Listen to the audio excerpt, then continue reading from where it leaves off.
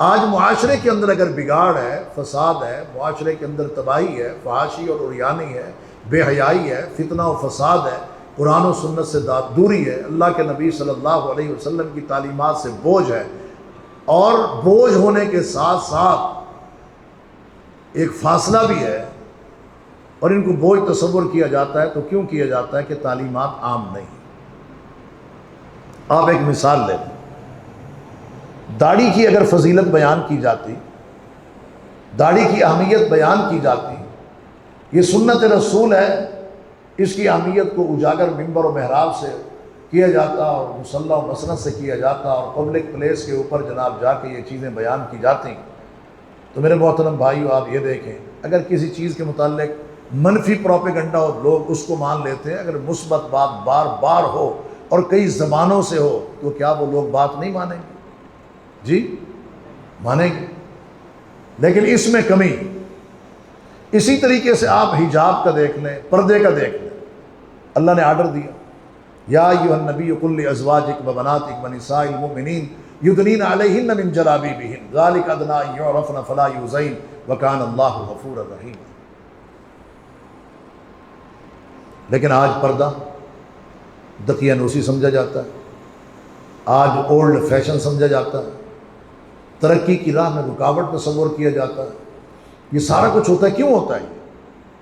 اس لیے کہ پردے کی اہمیت، اس کے فوائد اور اس سے ملنے والا جو ایک عورت کو تحفظ ہے وہ بیان نہیں کیا جاتا، جبکہ اس کے مقابلے میں یہ پروپیگنڈا عام ہے کہ پردہ کس کا ہونا چاہیے؟ جی ایک پروپیگنڈا عام ہے، وہ کیا ہے کہ پردہ کس کا ہونا چاہیے؟ دل کا۔ بلکہ دعا یہ کرنی چاہیے اللہ دل پہ پردے نہ ہی ڈالے، اللہ دل پہ پردے نہ ڈالے۔ جس کے دل پہ پردہ آ جائے اس کا تو بیڑا ہی غرق ہو جاتا ہے۔ دل پہ زنگ نہ لگے، ربنا لا تزغ قلوبنا بعد اذ ہدیتنا وہب لنا من لدنک رحمہ انک انت الوہاب۔ کہتے پردہ دل کا ہونا چاہیے، دل بندے کا صاف ہونا چاہیے۔ جب عزت سے ہاتھ دھو بیٹھتی ہیں نا پھر پتہ چلتا ہے جی کہ دل کتنا صاف تھا۔ پردہ ہوتا نہیں ہے، پھر وہ دل تو آپ کا صاف تھا، پھر کیا ہوا؟ کہتے بس دل دے بیٹھے ہیں۔ کائنات کا بہترین دور کون سا دور تھا؟ خیر القرون قرنی ثم الذین یلونہم۔ کائنات کا بہترین دور محمد الرسول اللہ صلی اللہ علیہ وسلم کا دور ہے۔ کائنات کے بہترین مرد کس دور میں تھے؟ وہ اسی دور کے اندر تھے، جن کے ایمان کی اللہ نے مثال دی ہے، جن سے اپنی رضا کا اعلان کیا، رضی اللہ عنہم ورضوا عنہ۔ کائنات کے وہ بہترین مرد جو اصحاب شجر بھی تھے، اصحاب بدر بھی تھے، عشرہ مبشرہ بھی تھے، بیعت رضوان والے بھی تھے۔ کائنات کا بہترین دور، کائنات کے بہترین دور کے بہترین مرد، کائنات کی بہترین عورتوں کو حکم دیا کہ ان بہترین مردوں سے کیا کرنا ہے؟ پردہ کرنا ہے۔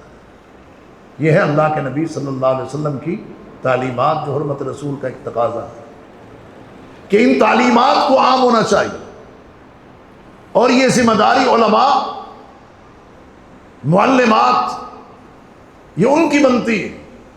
رب العالمین نے محمد الرسول اللہ صلی اللہ علیہ وسلم پر دین کو اتارا ہے، شریعت کو نازل کیا ہے، اور پھر کیا فرمایا؟ بلغ ما انزل الیک من ربک وان لم تفعل فما بلغت رسالتہ۔